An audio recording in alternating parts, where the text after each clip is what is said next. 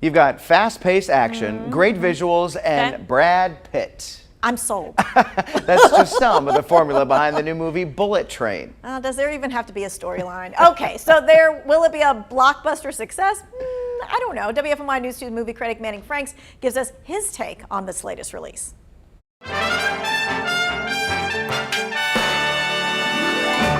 From a groovy Japanese rendition of Staying Alive, coupled with Brad Pitt's goofily zen character strutting toward the camera, Bullet Train right from the get-go gives you the impression that you'll be swept away in a hyper-stylized, funky world. Although as you barrel toward the climactic conclusion, it becomes evident that this roller coaster of hyper-stylization, just like a train itself, has an end of the line. What am I snatching and or grabbing? A briefcase. You said you wanted simple for your first job back. Doesn't get simpler.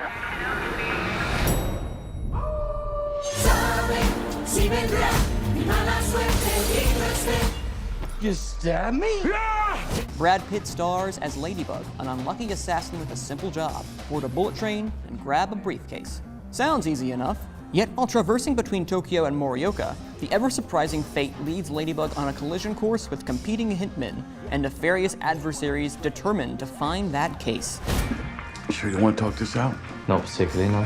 Couple that with the Russian mob boss, the last stop, it's evident that only one person can leave with that briefcase alive. After a while, Bullet Train's excess starts to really desensitize you to the overall flashy experience.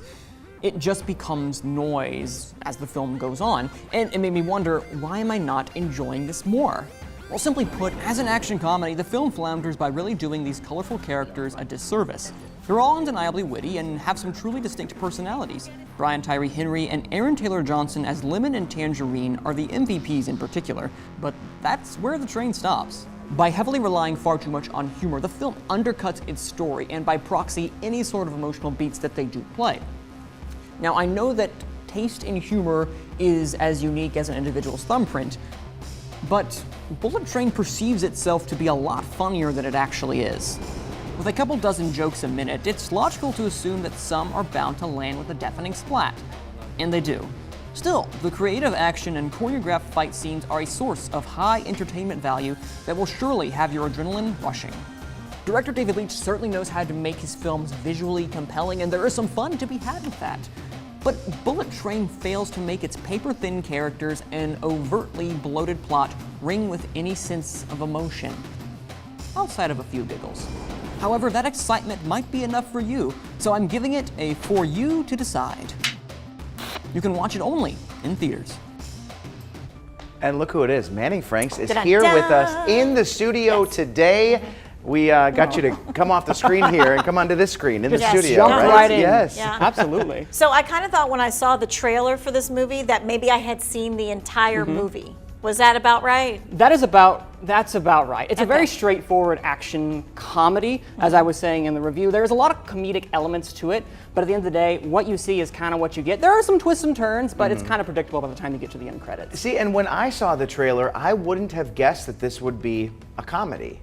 Exactly. It's very, as I said, hyper-stylized in the vein of like an Edgar Wright or a Quentin Tarantino, where it's very much like flashy, flashy, flashy. And they kind of undercut the story with a lot of the jokes rapidly going. It's kind of silly in a way, but not in a way where you can kind of engage with the characters. They kind of feel like caricatures. Yeah. Well, I have so many questions. I've never been able to ask a movie movie critic anything before. And he is a real one. He is a real. Yeah. Give us your credentials. I am officially a member of the North Carolina Film Critics Association. Am I looking at this one? I can't tell which camera. There it is! Okay. I am part of the North Carolina Film Critics Association, so I am certified, officially. Okay, well, we know that you might have a lot of questions for a film critic as well. So let us know what questions you have either about Bullet Train or really any movie in general. Drop a comment in the Facebook feed. So Manning is actually going to be with us for the rest of the 4 to 5 newscast, answering those questions. There are no questions that are too obscure. Probably Like none. Did you have to take a test? No, but I can sit here for the rest until we go to break about why and what I did and all that stuff, but I'm not sure we have the time. But we're going to go to break. Okay. You can ask him in the Facebook chat.